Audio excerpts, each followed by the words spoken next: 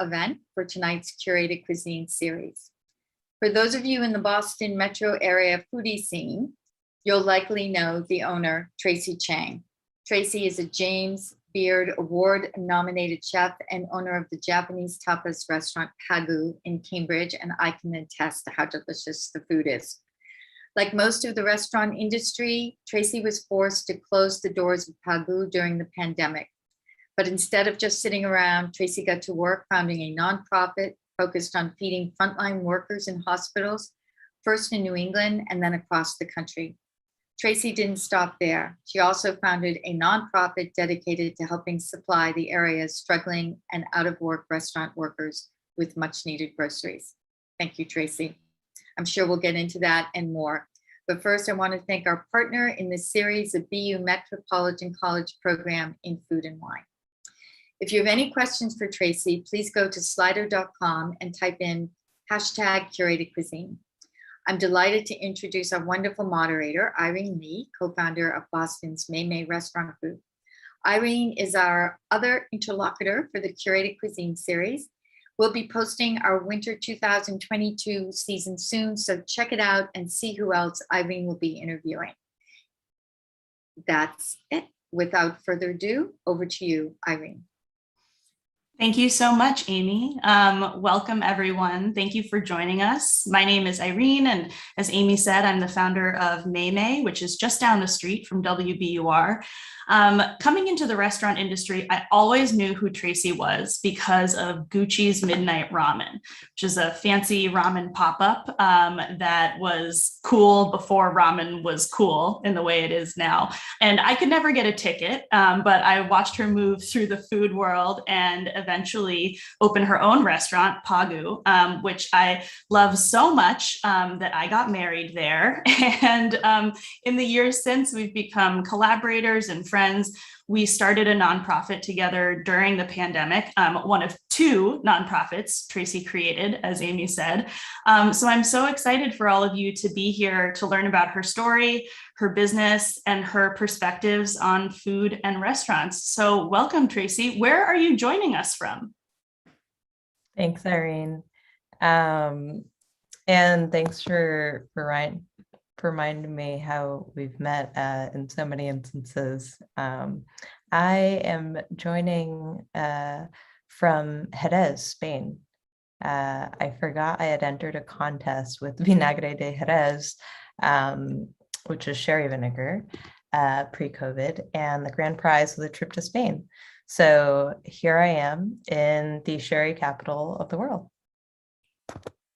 That's amazing, Tracy. And I think you've spent a fair amount of time in Spain. How did you first get involved with the chef community there? Yeah, so I used to live in San Sebastian in the north. I worked with Martín Berasategui, and actually that was also from winning a contest over 10 years ago. So I guess I have won 2 contests that have brought me to Spain, and I'm incredibly fortunate. I had tried his restaurant in Shanghai before and completely fell in love with the food, found the scholarship online to cook with him, filmed a video of myself and sent in, an application.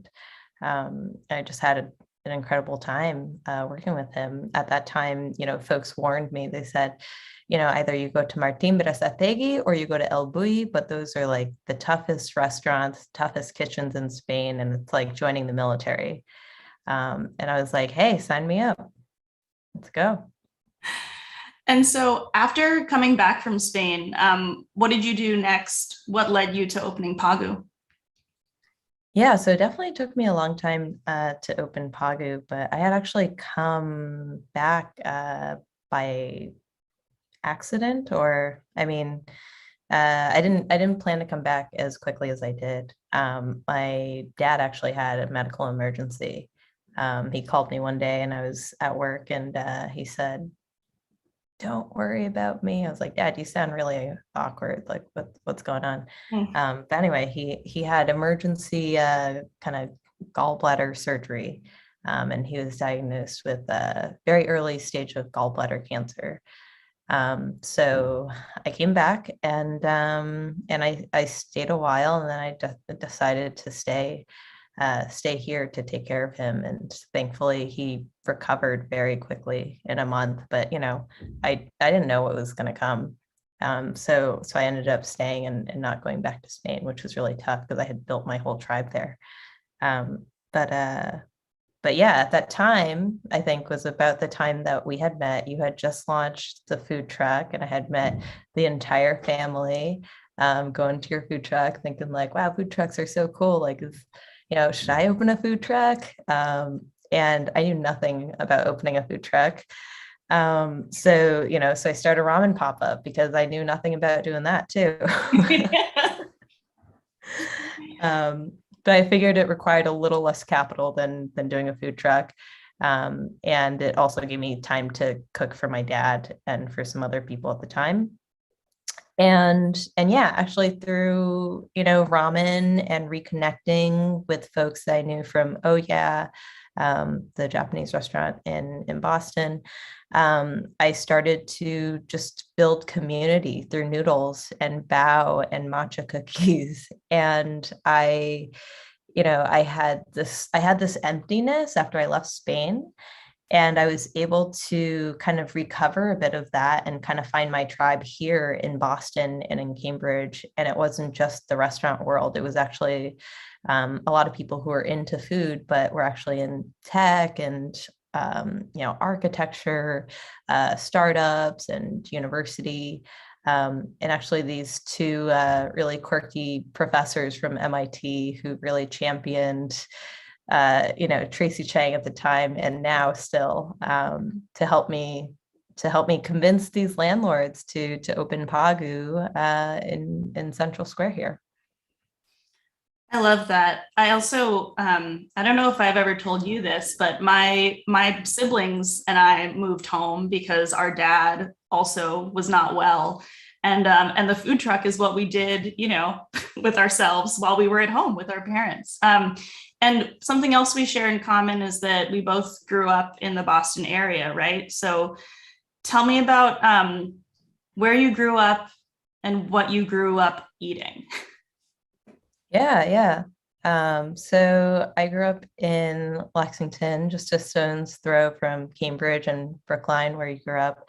My parents were immigrants from Taiwan. I was born here. My dad had grown up in Cambridge since he was 12. My aunt Pearl on my mom's side of the family had come with $50 in her pocket to Texas.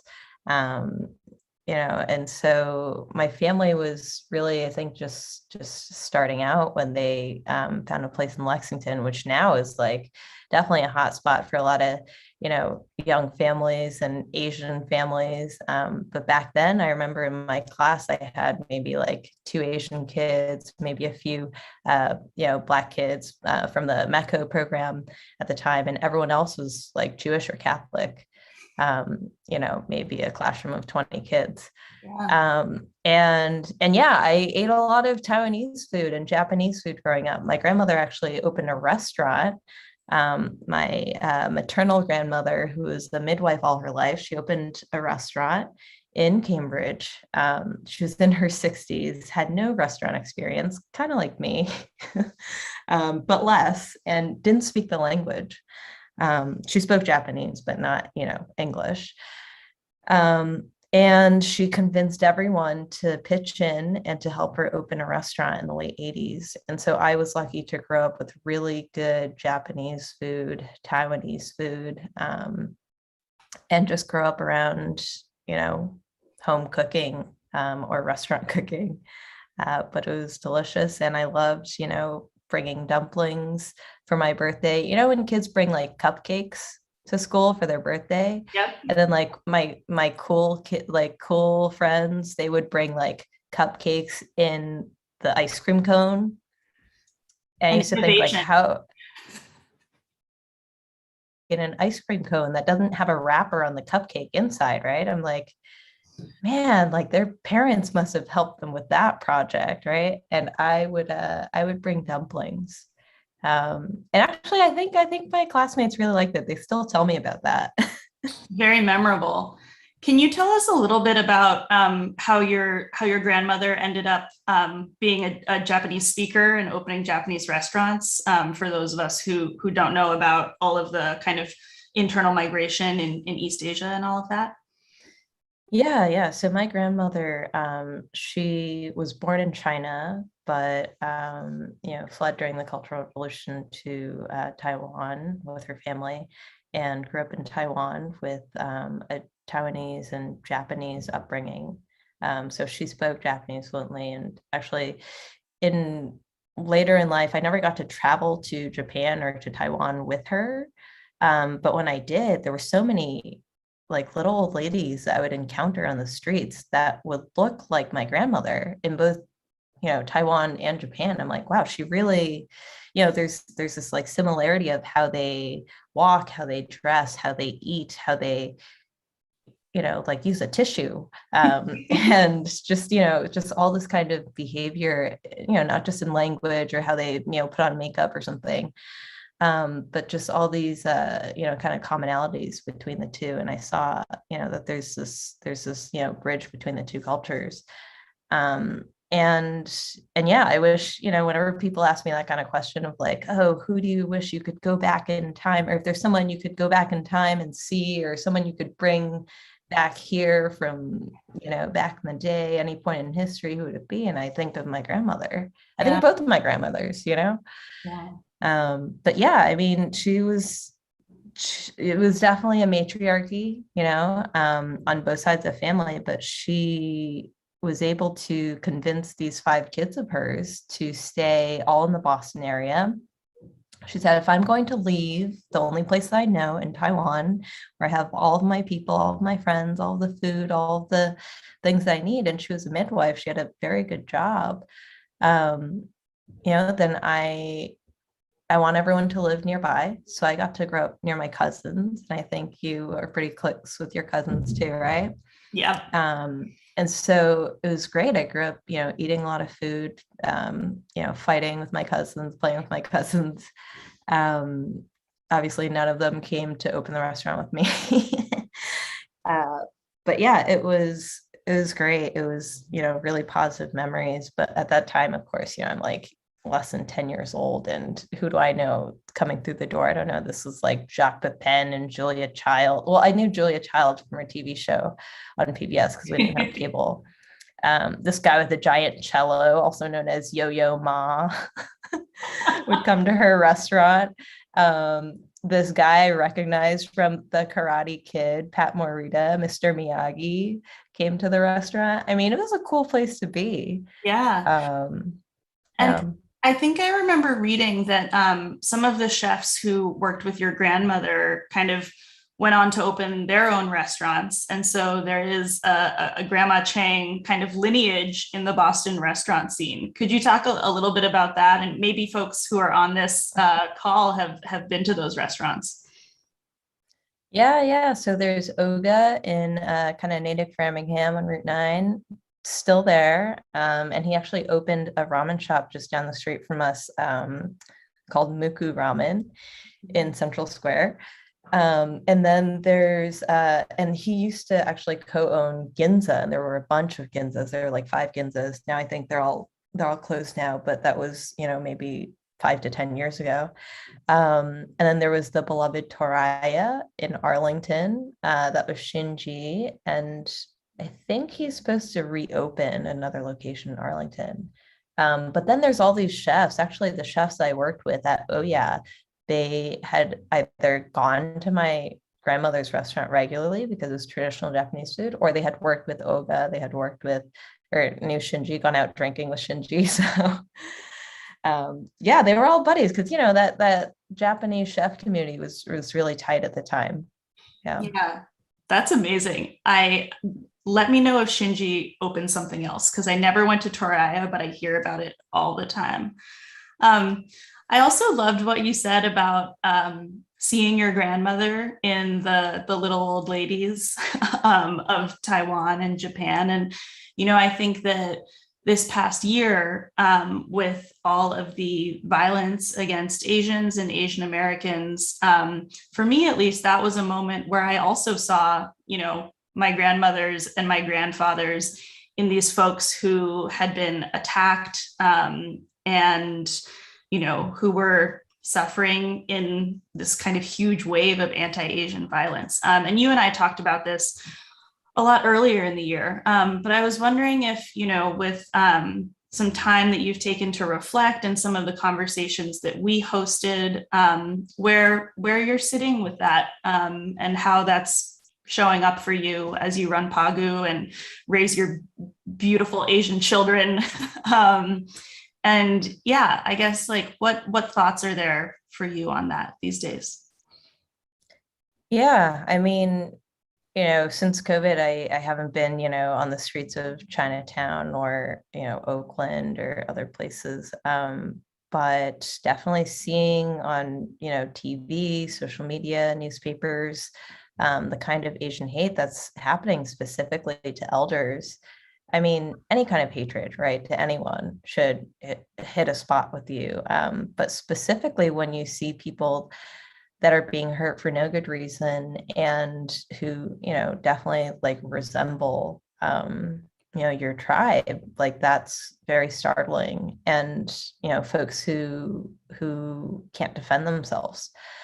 And that's really difficult to see. It reminded me of some stories, that my mom had told me. And I think she had told me these stories to scare me away from opening a restaurant, because she's like, bad idea, don't open a restaurant. Here are all the reasons why. And one of them was, I learned this term very later in life. It's called a Molotov cocktail, right? And I think we talked about this, where you like take a bottle of like high proof alcohol, like stuff some, tissue paper in it or sock or something, light it on fire and like throw this like liquor bomb through a window, right? And that happened to my grandmother at her restaurant. And not just that, but, living in places like Lexington and Winchester, where we might think is very safe now. I mean, 10, 15 years ago, she got robbed in both of her homes there. She was targeted, definitely targeted for being an old lady who couldn't defend herself, an old Asian lady who probably like wouldn't know how to call the cops. And she and my grandfather were both tied up and beaten. And, like when they were found, they were bloody, like covered in urine. And yeah, and just their home was destroyed and ransacked. And yeah, and my parents, I remember them telling us about it because they weren't home. And my grandparents just lived down the street. And they said, oh, this is like really terrible. Obviously they got them the care they needed. But it wasn't something that they wanted to talk about. It wasn't something they wanted to report. Right. And I remember my mom just saying like, oh, we're lucky, like she didn't get raped. Right. And maybe that comment was referencing, I don't know, like maybe that happened in other countries, or, it definitely did in Asia historically, right. In the war periods. But, that didn't really teach us anything as young adults about what to do, what to say, right? Like we were just always taught, don't speak up, don't cause any more trouble, don't draw any more attention, right? You're already the only Asian in the room. You're already the only woman in the room. Why draw more attention? Why draw negative attention? And I don't know that that's how, I would raise my kids these days. Our social medias would definitely say otherwise about how we might talk about Asian hate these days. Yeah. I'm wondering, I think that a lot of people in the food and restaurant community have really grappled with how to show up around these social issues, around the murder of George Floyd and the Black Lives Matter movement, around anti-Asian hate I'm curious if there are people in our industry who you feel like have really shown up in a way that you admire. The way you have is something I admire. But I think my sense is that you and I both see a responsibility, and that kind of work isn't optional. But not everyone sees it that way, of course. So wondering who else you're kind of listening to and paying attention to in that space. Yeah, I mean, I think I'm lucky to have some other friends in other cities who, in the light of all this have taken action, right? Have not just spoken up, but also said, hey, this is how you can contribute, and we're going to start a thing, right? Chef Kevin Tien, Tien, and Tim Ma in DC started, a Stop Asian Hate fundraiser and various dinners and collaborations. And I think not only does that, get people to, put money towards a good cause, but it really gets other chefs to participate. And I feel like you did a really great job of that in Boston. And it's not easy to navigate, right? You're trying to call people in, trying to call people in, not out, trying to get folks to show up and say something and have a difficult conversation. And how do you do that, right? When it's not just like, two Asian women who feel like they can talk to each other comfortably. And I think we had the call that we had with Nancy Cushman, who's actually a former boss of mine, and Jamie Bissonnette. I think that was productive, I think we all felt uncomfortable, which is exactly how we should feel, right? In that kind of conversation. Like, how many times did we as kids practice doing this? Right. Yeah. And I think, the question is okay, so what comes after that? Right? Hey, we host an event, people come and they listen and they support us and they repost it, they retweet it, awesome. But what's next? Right? Oh, okay, some people donated some money, they put some menu items that were going towards a specific cause. Great, but what other action can you take, and what kind of action can you take regularly, and how, what are the channels that you should be listening to, looking at, to get more up-to-date information? For me, actually, co-founding Project Restore Us with you, with Marina, with Lily was really eye-opening, because even though, we were not managing the day-to-day conversations with the organizations, just being aware of them and seeing them in the news and going to their websites and following them, I learned so much more about Via Aid, about Project Right, about Boston Community Pediatrics, all these community organizations that we worked with, that we not only just, coordinated logistics or employed our employees to pack groceries to send to, their recipients. But I really hope that these relationships are longer lasting than just, the year or 2 years or however many years of COVID, right? Because COVID is kind of here to stay. And I hope those relationships are as well. And so how do we create that kind of bridge of information and relationship building for other chefs and other business owners? Yeah. And these two organizations that you co-founded, I think, are a really important way of kind of sustaining those relationships and asking those questions in a way that allows you to be consistent over time, and to build some legacy around it and not just have it be a flash in the pan. I'm wondering if you can tell folks about, just in broad terms, what is off their plate and what is Project Restore Us?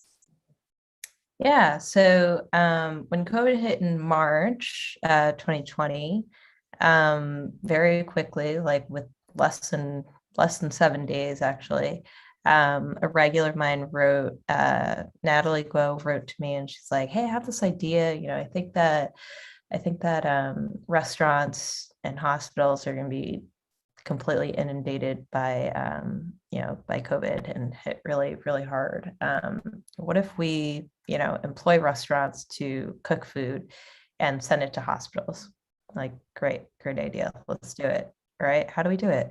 Well, you got a hospital? Yeah, I got a hospital, bring them women. All right. How many packs of food do you need? 90 packs of food. All right. Allergies, etc. Very, very quickly figured out the details. I drove with her delivering 90 containers of food to folks at Brigham Women. And that was a start of Off Their Plate. And we, did that with you. We did that Yeah. with dozens of other restaurants in Boston and around the country and over 9 cities now. And, since March, I've raised over $8 million to do so.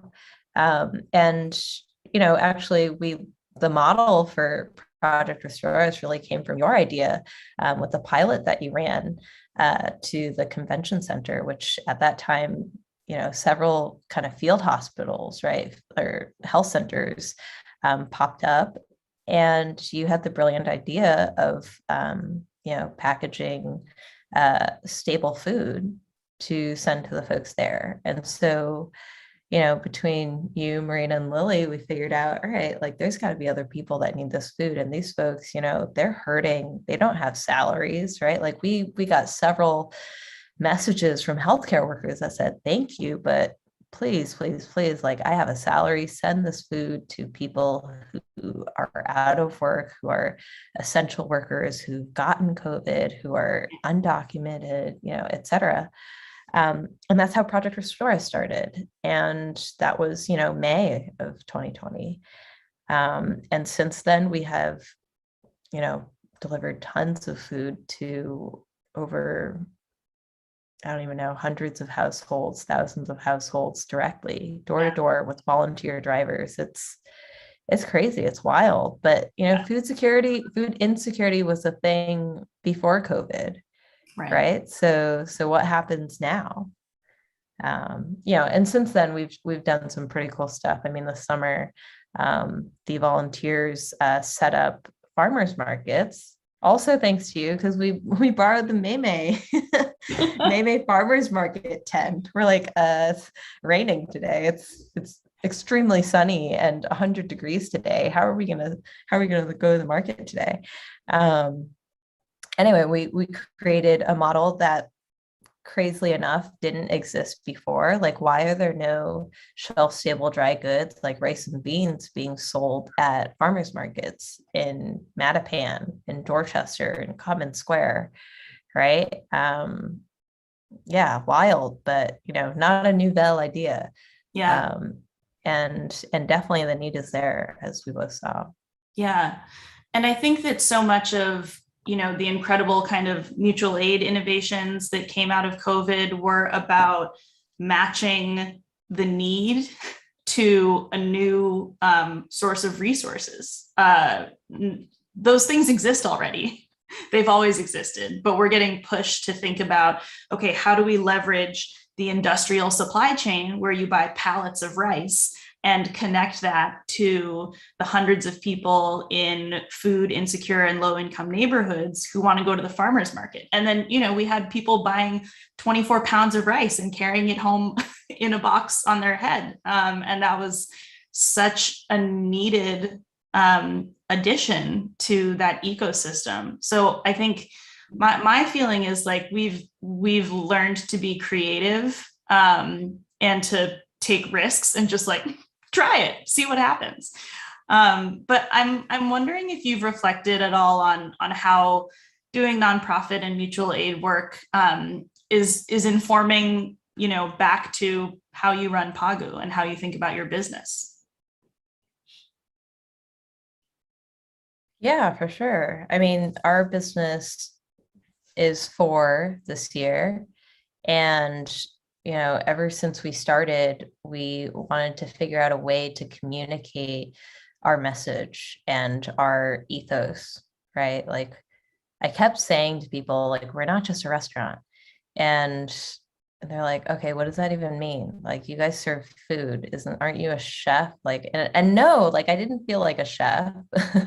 I mean, I'd worked in fine dining restaurants, but I was never had a team to call my own. So I didn't feel like a chef. Right. And I didn't really go to culinary school. I went to pastry school for 2 months. And so I didn't feel like a chef. And there's like all these reasons I didn't feel like a chef. I studied like finance in college. I didn't feel like a chef. I also didn't feel like a, banker, finance consultant or anything. Um, but what I was this naive, bright-eyed, passionate person. And I believed in food as a way to bring people together to do more, right? And so we said that our core tenets are food, community, and collaboration. And from food, you sit down, you have a meal, or you have some snacks, you have some tapas, you have some drinks with folks, and that's how you get to know them. It doesn't matter what their name is, doesn't matter what they do, because that's how I met some of my best friends. Is not by asking like, "Hey, what's your name? What do you do?" Right? It's like you can look them up, but stories about, what we've been through, where we've lived, the things that we're interested in. And actually, so my idea of like food community and collaboration was like, okay, from food, people will gather, they'll meet each other, they'll, spark these kind of curiosities in each other.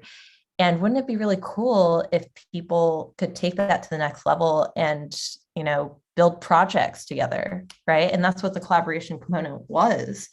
And pre-COVID, my idea of collaboration, within the four walls of PAGU was, oh, cool. Like, I have this relationship with Harvard Science and Cooking. There's all these students every year that come, they take this course. There's these guest speakers, these chefs from Spain and, all over now, Philippines, UK, that come. And wouldn't it be cool if we worked with them on new recipes, right? Like, oh, we can make these things gluten-free, but people don't even know it's gluten-free because it's so good. Oh, it's vegan, and people don't know it's vegan because it tastes like bacon. And so it's bacon. And so it's, that's our cheesy waffle, boom, but also gluten-free. But, since COVID, and since doing these nonprofits, it's like, that's cool and that's fun. And I still really enjoy doing that. And that program, awesome, is going again now. But I was reminded that just like down the street and around the corner from Pagu, like literally 5 minutes walking, there's Food Insecure folks, right?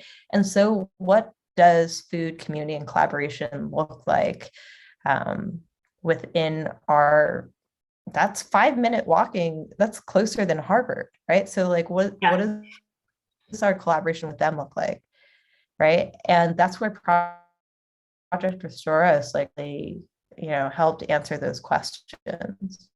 It's like, hey, collaboration is not just like Pagu bringing food to them, or Pagu employing its employees to pack groceries for them, but we got the neighborhood to do this, to pack up their cars and drive food out to folks. And our neighborhood is not just 5 minutes walking distance, but it's also where our essential workers live. It's also Quincy, it's also Mattapan, it's also Chelsea, Everett. And these were the toughest areas hit by COVID. Right. Yeah. And I do want to go back to the sort of the early days of COVID when things were really uncertain. Where were you when you first started hearing about COVID?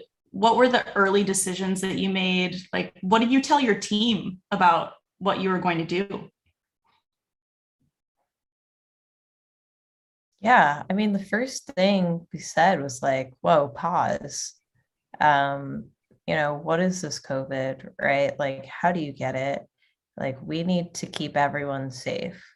Right. And so like safety first was like our first priority. And like immediately, like PPE, mask, gloves, etc., like goggles, sanitizer, all kinds of wipes, carpooling.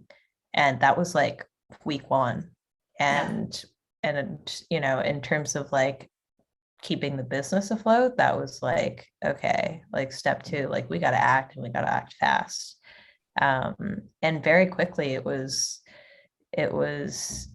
so much more about the employees, right? Like the carpool, the just figuring out how to keep everyone safe and the information that people were receiving. So having SOPs that were written, having information that our employees could understand and read in Spanish, because over 70% of our team is Latinx now, but during COVID, with the exception of me, we were 100% Latinx. And yeah, I mean, there were instances where in Chelsea, like they were hearing that it was a hoax. Because I mean, I don't know if you remember, I forget sometimes, but at the beginning of COVID, we had a very different president. We've been through COVID and an election. And so the information that they were receiving was incorrect. And we were really lucky that our neighbors at MIT, our friends at Harvard Medical, our friends in the restaurant industry who were coming out very quickly with SOPs of their own and sharing them, like Nick Kokonis and at Alinea in Chicago, Von Tan in London, like hearing from folks in Italy, actually, hearing from friends abroad in Asia and Italy, that really was helpful as well to just understand just how serious this was going to get and how quickly it was going to hit. Yeah. And I want to emphasize for everyone who's here that it is not an exaggeration to say that Tracy was the most cautious of, I think, any restaurant operator that I can think of in terms of COVID safety measures. You were at the forefront of making informed decisions that prioritized, the health of your team above everything else. Also, you were pregnant. And you had a toddler at home. My sense is that you think about that and it's so obvious that it's the right thing. And so that's what you do. You asked for proof of vaccination in your restaurant before anyone else in the city did. You were, I know you say carpool, but it was you personally driving all of your employees to and from work. What other measures did you feel, or do you still feel are really important in terms of COVID safety? And then maybe a lot of people have kind of criticized some of the theater around COVID safety. Like, is that plexiglass barrier really doing anything for you? No. Yeah, exactly. So I'm kind of curious, were there things that you saw people doing that frustrated you? Were there things that you saw that you wanted to adopt? And what do you think is really important now as people go back to restaurants and increasingly start eating inside? Yeah. I mean, I'll be honest about it. I think, you got it. You nailed it in terms of, we were extra safe. And I guess I say extra because comparatively, I didn't feel like my neighbors were being so safe. And how did I know? Because I would drive by and see, and I'd be like, ooh, like, and at that time it was like takeout only, right? But I'm like, why would you go get takeout? Like, they're not wearing any masks over there. Like, how do you know if everyone there is like COVID, right?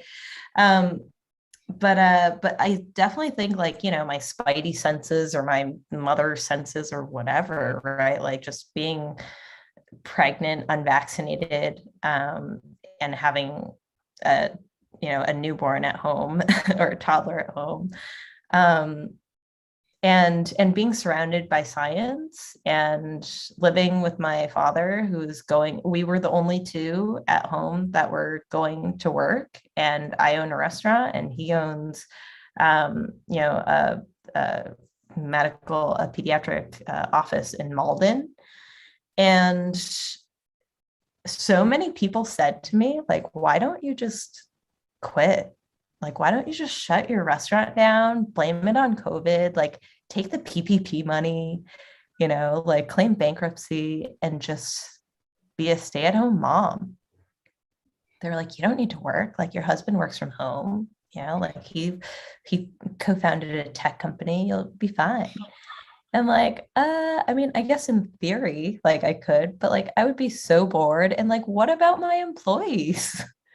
Right? Like it's like bowing out like very early. I don't know. It just didn't seem like an option. And Yeah. so I was determined to just, make it work. And I feel like,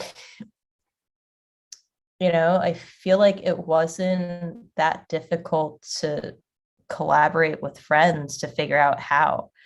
And if you have the resources and you have, the information and you're able to create simple steps of guidance, like why not do it? Right. And that means like, yeah, those plexiglass, barriers do very little, and, the 6 feet social distancing, very little, right? Like my friend, the one who one of the MIT quirky professors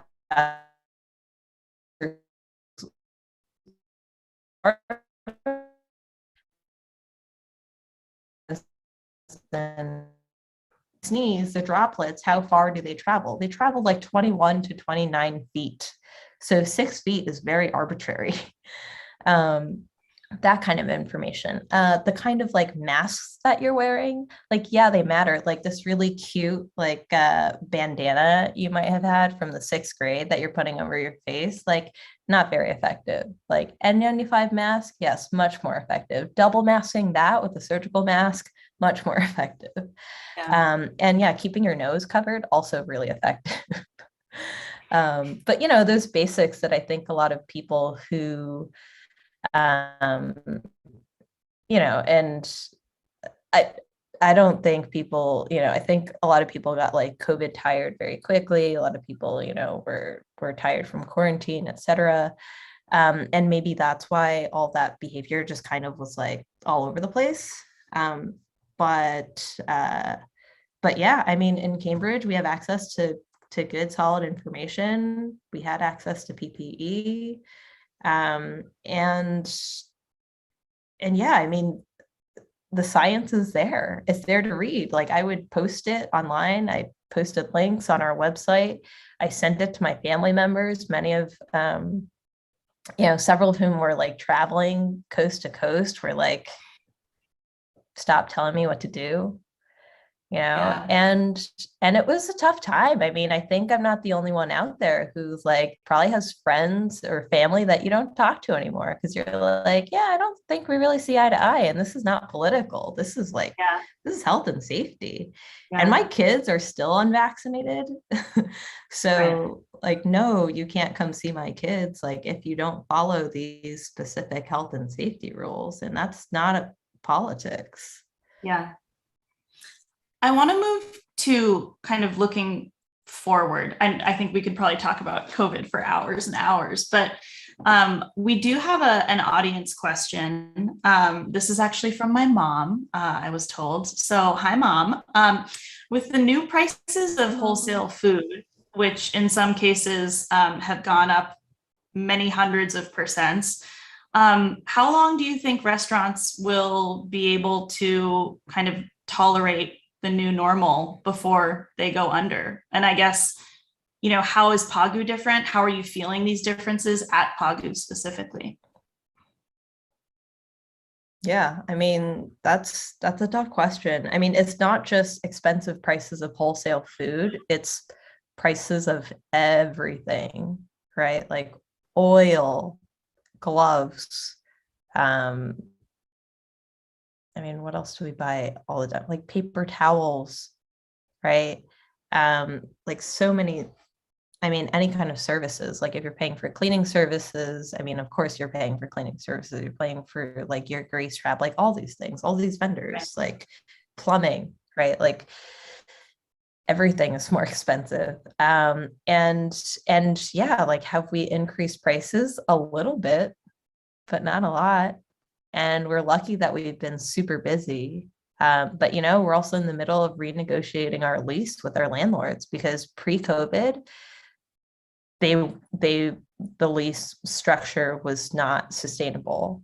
And maybe that was my naivete in signing the lease originally, in the pro forma that I had expected, but I did not expect a pandemic in year 4 of my restaurant. And so now I need to go back to the drawing board and renegotiate.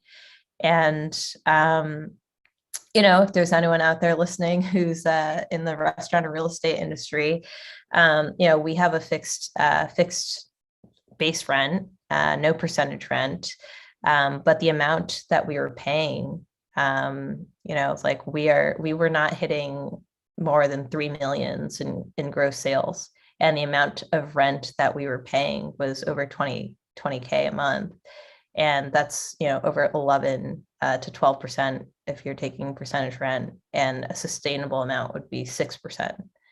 And so for 4 years we have not been sustainable. And if we're going to be around any longer, then we need numbers that work, and that means we need help from our landlords. And in terms of how do we navigate the escalating costs, I mean, events, better cost management, better labor management. I mean, we are also paying people a lot more. Yeah. Not just because, minimum wage is up to $13.50 an hour, but we pay people who, are entry level, no experience, $16 an hour. And that's what we start at. But we have people salaried up to over 80,000 a year. We have people who are making over 22 an hour, and a livable wage, which is what they should make. Right. But, how does all that come together? Yeah. And how long will restaurants be able to tolerate this before going under? I mean, I think it's really difficult. I think especially for mom and pop restaurants, like that's a challenge, right? Like they also have these same challenges of rent, of labor, of, all these other costs like gloves and soap and whatnot. And I don't, it's not sustainable. And I think, the real estate has to come in to play. And I don't know I'm not a supply chain expert, so I don't know how much longer these prices will be this high. But I think that what we can do is that we can educate guests coming to the restaurant about what it costs to run a business. And this is where Irene Lee comes to help with Open Book and explain to people, right? Like, people don't know what the COGS of a restaurant are. Like, people don't even know what COGS stand for. COGS stands for cost of goods sold. And we'll have a separate seminar on this. Something that I wanted to go to in another audience question. And as a reminder, folks can submit questions at Slido using the hashtag curated cuisine. We had a guest ask, what impact do you think the election of Michelle Wu as Boston's next mayor will have on the region and also possibly on restaurants in Chinatown? I know that you're in Cambridge, but Michelle Wu was a small business owner. She's an outspoken Asian American woman. What thoughts or hopes do you have for her as mayor? Yeah, I had the pleasure of meeting her once, actually, just before her win, which is really cool. I have a lot of friends who support her. I know very little about politics, and I can't vote in Boston, so I just want to put that out there. But I do empathize with her as the mother of 2 young children, as another Asian American woman, and as a public figure. And from what I've read and from the short conversation I've had with her, but the longer conversations I've had with my friends who have helped with her campaigning, it seems like she is incredibly intelligent. The Q&A I listened to with her at the event that I cooked for, I'm just amazed by the details she, has on, so many different things like climate change and actually the restaurant industry, right? Like her team actually conducted a study about the RRF, the Restaurant Revitalization Fund, in Boston and discovered that the majority of the RRF was given to restaurants in the Back Bay of Boston. And as we know, many of those restaurants are chains or groups or big restaurant groups, not these kind of small mom and pop shops owned by people of color. And, so I think, Boston definitely has a brighter future with her as mayor, because she's more progressive. And I think she's not just looking to fix the potholes, and the street lamps, but she's paying attention to climate change. She's, doing a lot for public transportation, which affects our employees, our essential workers every day. And, I think, I hope, that really has a direct impact on small businesses like restaurants. Yeah. And, there's so much, I think, increased focus on what happens behind the scenes at restaurants, to the extent that the mayor-elect has a food policy platform, a lot of coverage in the media about how restaurants are doing. You have some great pieces in the Globe, and WBUR has covered you. But I'm curious, like, what do you think is still missing from the conversation? Is there something you would ask journalists or members of the public to really drill down into and think about? You did mention restaurant finance, which of course is a passion of mine, but what else are we not getting? There's so much to what happens in a restaurant. What would you like to see covered more? I think media, right, is huge. This year, I feel like I got quite a bit of media coverage, and I don't have a PR team. And, our team was at as small as 4 employees this year. And it's interesting to manage all of that kind of communications myself. I know you've been in a similar situation before as well. And I'm just curious, like, what kind of resources exist out there for small businesses to even be able to kind of collaborate on that kind of a service, right? Like, I have experience in, PR, marketing, communications. I took some classes when I was in college, and I worked, in this and some other, TV show production stuff with my chef in Spain. And I worked with the PR company when I opened my restaurant. And I have some friends that work in PR. So I have an advantage compared to other small business owners, right? So what exists for them, right? Is there a coalition of sorts that we can create for small businesses? And, like, what can audience members do? Similar to what you said at the beginning of this talk, was you had your wedding at Pagu, right? And I remember when you had your wedding at Pagu, I was worried about, like, whether you ate or not, right? Of course, like, I'm always worried if, like, people are eating, but specifically, like, has the bride and groom, like, have they eaten? We ate very well. But what really was memorable for me, besides all the photos I like to look back on because we use them as marketing material, but what I like to look back on is actually this really simple conversation that we had when I asked you, why do you want to have your wedding at Pagu? And I don't know if you remember this, but you said that you wanted to put your money towards another woman-owned, person of color business. And that, that like resided with me. And ever since then, like, whenever I eat out, whenever I buy anything, whenever I spend money, I think about Irene Lee first. I remember that too. I think, Maymay also does weddings. And so knowing like the impact that those have on us, I just felt like, I can't pay some estate. Like if we're going to spend all this money on weddings, which, we'll spend an incredible amount of money on, let's have it go to a restaurant that I can go back to every year on my anniversary. And that is part of the community in a way. I think that I'm also curious about, what are your favorite restaurants? What are restaurants that you would like to see covered more in the media?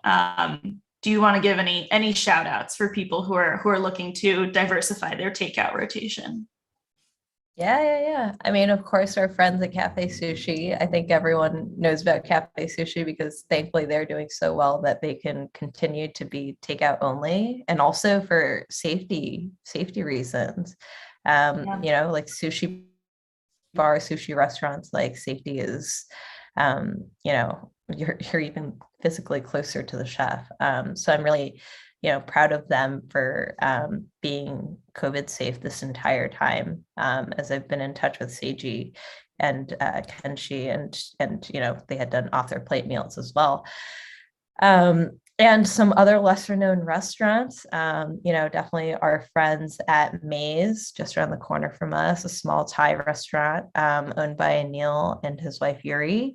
They're just on Main Street and Windsor Street, and they're actually right next door to some of the folks that we've packed groceries for in Newtown Court. And our friends at Field and Vine, they are actually opening another new restaurant / wine bar called Dear Annie in Cambridge. So Field and Vine's in Somerville and Union Square, and that's by Andrew Brady and Sarah Markey. And they'll be opening their new place just between Porter and Harvard on Mass Ave. And of course, Cecilia at Suyo Joint. And yeah, I mean, some of her foods, what's really nice was before I had my, I think like the night before I went to the hospital to have my second kid, I was inducted. I was like, what's an induction? I'm getting induced, like, is this a ceremony? No, we're gonna get the kid out of you. But right before I was induced, my employees did something really wonderful, and they ordered takeout from all of these restaurants. And again, because I told them the Irene Lee story of when you're going to spend your money, like think about where you're going to spend your money. And they knew that I would be happier if they spent their money on me towards these restaurants, getting takeout. And I just had some of the best takeout from Suya Joint, some like goat stew, and tapioca, and these like incredible plantains. So yeah, those are some of my favorite restaurants in town. Yeah, thank you, Tracy. I'm hoping that we can kind of close by hearing from you about, I guess, like what keeps you going. You are relentless. I get the sense that quitting has never occurred to you, and that's part of why you can keep going like this. But what keeps you going, even on the hard days, and what's making you hopeful about the world your kids will live in, about restaurants, about our communities here, and hoping we can wrap up on that note. Yeah.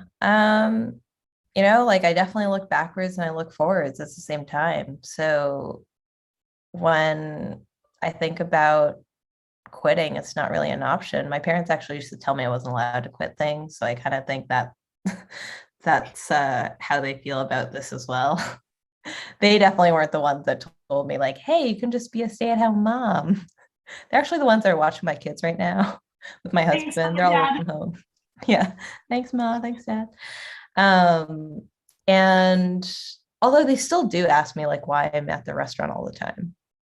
And I think it's because, like I'm lucky to have their help, and I'm lucky that my kids are at an age where I don't feel like, they need me all the time. Like, sure, I wish I could spend more time with them, but I also think that I'm at a very critical point with my restaurant and with my employees. And I need to be there for them right now more than I need to be there for, my kids.